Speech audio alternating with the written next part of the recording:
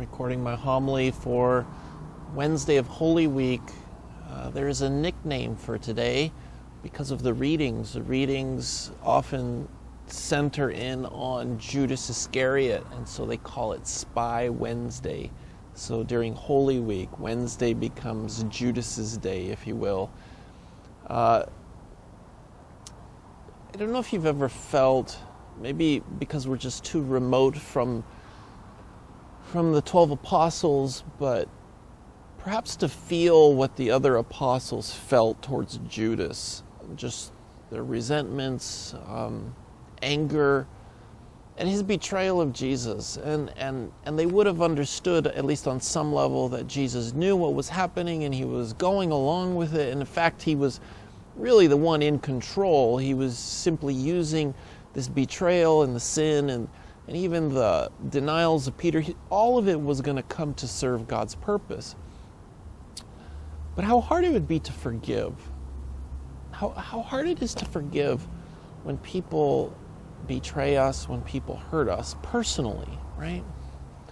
I told you, I think it was yesterday, that I was reading a book about a family, and for the most part, in this case, one particular person in the family who becomes a leader of a group of people in Holland who help hide Jews during World War II. Well, they get caught.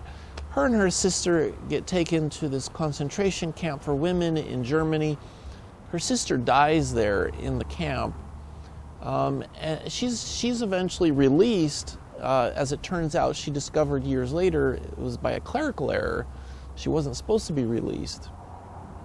But there's this point in the story where after she's released, she goes back home. She and her sister had developed these plans while they were in this concentration camp that one day they would establish a house or a place for people who have been scarred by the concentration camps, people who have been scarred by the war, anybody who needed love.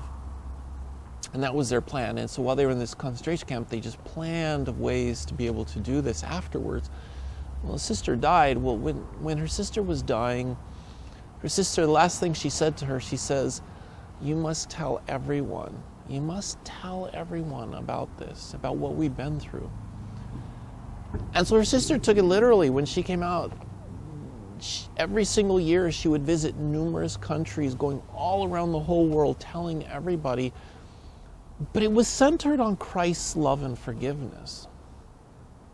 Well, there was this one time she goes back to Germany, and she's giving a talk at this church, and she's talking about God's forgiveness. Well, one of the people in the audience was a Nazi soldier who had treated her sister particularly harsh at one particular time.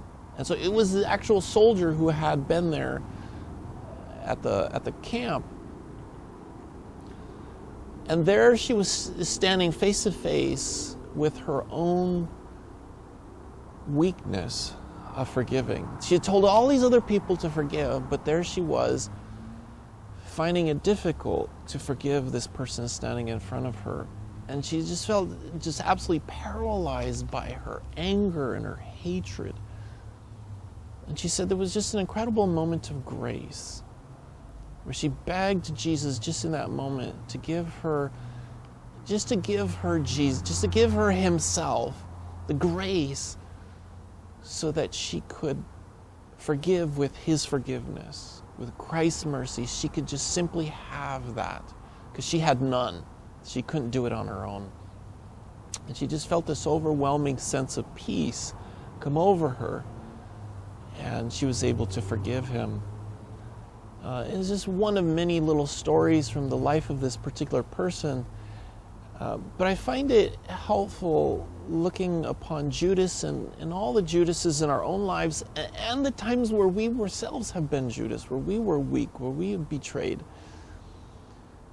to go to Jesus and ask him for his mercy and forgiveness. And I think that's particularly important when, I find it frustrating sometimes in the church when you have a group of people where it's like they become their job or their mission is to defend the church against people who are persecuting it. And that's not really our job. Jesus doesn't need to be defended. He simply needs to be proclaimed and the grace lived.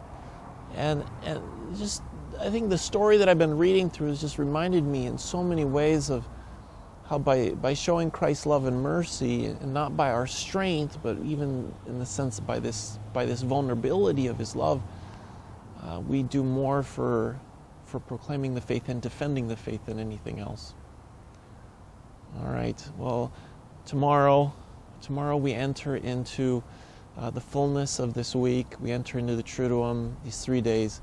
And so I'll be praying for you. You pray for me, and hopefully beautiful things will come from the graces that flow from this week. All right, God bless.